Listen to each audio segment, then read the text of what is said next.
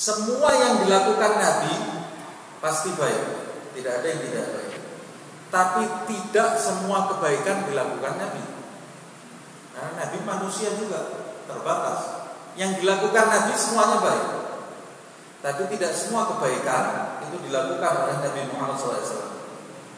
Kenapa tidak semua kebaikan dilakukan Nabi? Ada beberapa kemungkinan.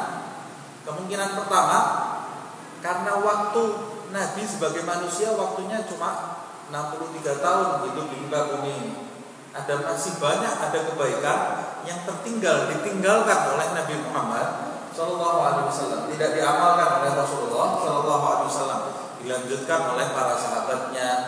Para sahabat juga manusia, ada banyak kebaikan yang ditinggal oleh para sahabat untuk generasi penerusnya, termasuk diantaranya para tabi'ut tabi'in dan begitu seterusnya dan sampai di zaman kita ini. Yang kedua, kemungkinan Nabi Muhammad SAW melakukan sesuatu yang lebih penting, kebaikan yang lebih penting.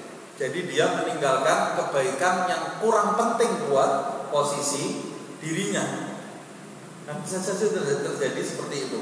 Jadi tidak semua kebaikan dilakukan Nabi Muhammad SAW, tapi Nabi menyetujui kalau itu hal yang baik. Pasti disetujui oleh Rasulullah SAW. Di antaranya banyak sekali kebaikan yang tidak muncul dari Nabi di zaman Nabi hidup. Salah satu contohnya azan.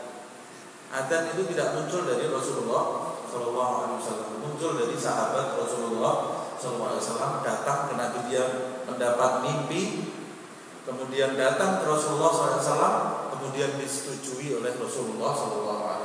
Salah satu contoh berikutnya, Rabbana walakal hamd. Doa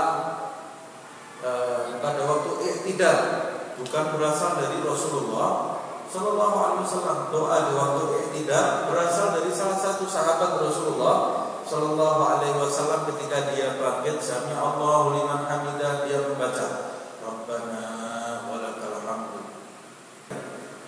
Jadi kebaikan itu sangat luas sekali. Makanya di dalam ayat suci Al-Quran, Allah Subhanahu wa ta'ala memerintahkan kita melakukan amal baik, amal soleh. Amal soleh itu amal yang baik. Selamanya kalau ada beriman, diikuti amal soleh. Surat Al-Asr misalnya, illal ladzina amanu wa amilus shalihat. Wa amilus shalihat tidak ada hasr, tidak ada batasan. Dan beramallah amal yang soleh cuma yang dilakukan Nabi. Yang tidak dilakukan Nabi jangan dilakukan. Tidak ada batasan itu. Amal soleh itu luas sekali. Makanya setelah Nabi wafat, amal soleh itu berkembang sesuai dengan perkembangan zaman. Para sahabat kemudian mencetuskan amal soleh yang baru, yang ada dasarnya, yang tidak bertentangan dengan Al-Quran dan bertentangan dengan hadis Rasulullah SAW.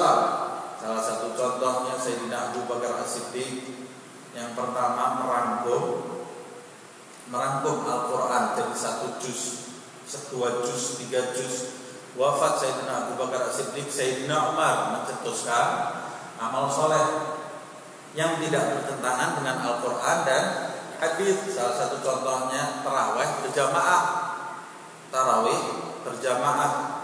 Kemudian Sayyidina Umar kemudian yang mengatakan siapa yang mentalak istrinya 3 kali langsung jatuh talak 3. Ijtihad Sayyidina Umar. Amal soleh ini akan terus berkembang di setiap zaman. Jadi jangan katakan semua yang tidak dilakukan Nabi bid'ah, dolalah finnar. Ini orang pikirannya sempit. Karena tidak semua kebaikan dilakukan Nabi Muhammad SAW.